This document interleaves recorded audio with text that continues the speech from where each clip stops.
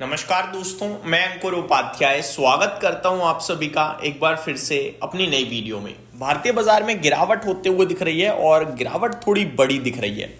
Portfolio की धज्जियां उड़ी पड़ी हैं, इन्वेस्टर्स परेशान हैं। सिर्फ एक ही सवाल है, क्यों हो रहा है ये सब, कब तक होगा ये सब, क्या करें। जब करने की बात आती है तो सबका मन करता है बेचकर भाग जाएं, बट बेचकर भागते हैं तो दिखता है यार ऑलरेडी पैसा तो बहुत बड़ा टूट चुका है, अब क्या ही फायदा है भागकर। पहले मैं आपको गिरावट के कुछ बड़े कारण बताना चाहूंगा। अगर मैं गिरावट के बड़े कारणों की शुरुआत करूं तो अमेरिका का बाजार हो सकता है, क्योंकि डाउ फ्यूचर्स इस समय 400 पॉइंट करीब करीब नीचे दिख रहे हैं। वहीं नेस्डेक फ्यूचर्स में 1.25% की गिरावट है। बट प्रॉब्लम यह है कि अमेरिका का बाजार तो बंद है आज। डाउ फ्यूचर्स को देखकर क्या भारतीय बाजार इतना लुढ़क रहा है? मेरा मानना है ये गलत है।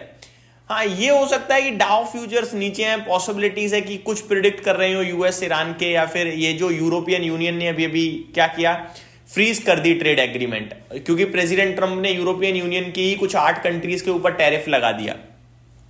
तो प्रेसिडेंट ट्रंप अपने आप को इस समय पूरी दुनिया से सुप्रीम मान रहे हैं। इनफैक्ट आप दुनिया के हर एक प्रेसिडेंट या प्राइम मिनिस्टर से सुप्रीम मान रहे हो, चलता है एक बार को, चलो ठीक है, आप ईगोइस्टिक हो। लेकिन आप ये तो नहीं कह सकते कि एक तरफ अमेरिका एक तरफ वर्ल्ड। ये तो मतलब हद ज्यादा सुप्रीम बनना हो रहा है ना, जो कि नहीं सही। तो उन्होंने पूरे यूरोपियन यूनियन, पूरे नेटो को ही चैलेंज कर दिया। चैलेंज क्या, धमकी दी है भाई साहब कि या तो आप मेरे फेवर में आ जाओ ग्रीनलैंड एक्विजिशन के, या फिर मैं आप सब पे टैरिफ लगा दूंगा। उन्होंने कहा कि ऐसी कोई बड़ी बात नहीं है भाई, तू टैरिफ लगा रहा है लगा, मैं हम तेरे ऊपर वापस से करते हैं काउंटर। तो यूरोपियन यूनियन ने सबसे पहले काउंटर मेजर्स लिए हैं, ट्रेड एग्रीमेंट फ्रीज करके। नेटो भी डेफिनेटली एक्शन में आ जाएगा और भी मेजर्स आ सकते हैं, वो भी कड़े मेजर्स आ सकते हैं। अब देखने वाली बात होगी क्या होता है क्या नहीं होता। बाकी ग्लोबल मार्केट में देखा जाए तो कुछ ऐसी बड़ी डिप या बड़ी दिक्कत मुझे नहीं दिख रही है।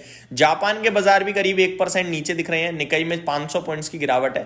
बट फिर से वही सवाल कि ये लोग गिरते हैं हम गिर जाते हैं, ये लोग बढ़ते हैं हम लोग देखते तक नहीं इनकी तरफ, ऐसा क्यों भाई? अगर आपको गिरावट में फॉलो करना है तो तेजी में भी करो ना।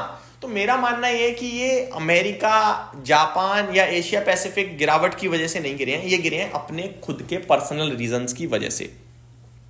अब पर्सनल रीजंस पे आता हूं। आप निफ्टी की बात करो, 25,500 खड़ा है, 200 पॉइंट नीचे। मेन इंपॉर्टेंट लेवल भी अब ये तोड़ रहा है। अब इंपॉर्टेंट लेवल की कोई इंपॉर्टेंस बची नहीं जब आप बीते आधे घंटे से उसी लेवल पे टिके पड़े हो, तो उसकी इंपॉर्टेंस ऑटोमेटिकली हो गई है खत्म। अब ये नीचे जाने को तैयार है, एडिशनल 150 पॉइंट और। अब आप निफ्टी के स्टॉक्स पे नजर डालो। रिलायंस 80 पॉइंट तोड़ रहा है निफ्टी को, 80 पॉइंट, 1410 रुपए पे। अब इसके नतीजों को देखकर आप क्या प्रिडिक्ट कर पाओगे बताओ? इतना बड़ा समूह इतने सारे नंबर पोस्ट करता है अलग अलग लिहाज से, ऊपर से बाजार की एक्सपेक्टेशंस भी बटी हुई रहती हैं, प्रिडिक्ट करना हो जाता है बड़ा मुश्किल। आज ये स्टॉक 4% टूट गया। ऊपर से अगर आप नोटिस करो तो पहले से भी टूटा हुआ था, तो टूटने के बावजूद और टूटा है, तो ये तो बड़ा डिजास्टर हो गया। आईसीआईसीआई बैंक ये 3.25% टूट गया। एचडीएफसी बैंक की बात करूं वो अलग टूट गया। तो फिर आपके लिए टूटा क्या नहीं बताओ ना आप, सब तो टूट गया। टॉप जो हैवी वेटेज स्टॉक है सब नीचे हैं, तो ये तो वैसे ही टूटना था भारतीय बाजार, फिर इन्हें फर्क नहीं पड़ता अमेरिका से या फिर एशियन मार्केट से। तो ये अपनी परेशानी की वजह से टूटे हैं, क्योंकि रिजल्ट्स के बाद जो रिएक्शन है कंपनीज का वो नेगेटिव साइड पे आया है। बात करें अगर सेक्टर स्पेसिफिक तो सब कुछ लाल निशान में है। ब्रोकरेज हाउसेस क्या कह रही हैं उस पर आऊंगा, लेकिन उससे पहले भारत कुकिंग कोल का आईपीओ लिस्ट हो गया है और 83% गेन्स के साथ लिस्टिंग हुई है। बढ़िया ट्रेड करता हुआ दिख रहा है। Congratulations to all the investors who get the, मैं कहूंगा अलॉटमेंट, सिंपल भाषा में बोला जाए तो। अब बात करें अगर ब्रोकरेज हाउसेस की, तो सबसे पहले KRN हीट एक्सचेंजर्स पे आईसीआईसीआई सिक्योरिटीज ने इनिशिएट करी है रेटिंग बाय की, और इनका व्यू बन रहा है 820 का। इंडिगो पे जेफरीज की तरफ से मेंटेन करी गई है बाई की रेटिंग 6140 के लिए। फेडरल बैंक पे CLA से आउट परफॉर्म की रेटिंग को बरकरार रखे हुए 300 रुपए के लिए। सिटी न्यूट्रल की रेटिंग दे रहा है और 280 की बात कर रहा है। टाटा टेक पे मोतीलाल ओसवाल की तरफ से सेल की रेटिंग को बरकरार रखा गया है। वहीं प्राइस कट कर इन्होंने 550 कर दिया है, पहले 580 का था। पूनावाला फिनकॉप पे मोतीलाल ओसवाल की तरफ से बाय की कॉल है 610 के लिए। JSW इंफ्रा पे मोतीलाल ओसवाल की तरफ से बाय की कॉल को बरकरार रखा गया है 360 के लक्ष्य के लिए। आईसीआईसीआई बैंक की बात करते हैं। सबसे पहले कोटक इंस्टीट्यूशनल इक्विटीज एड की रेटिंग दे रहे हैं 1800 के लिए, यूबीएस बाय की रेटिंग दे रहे हैं 1720 के लिए,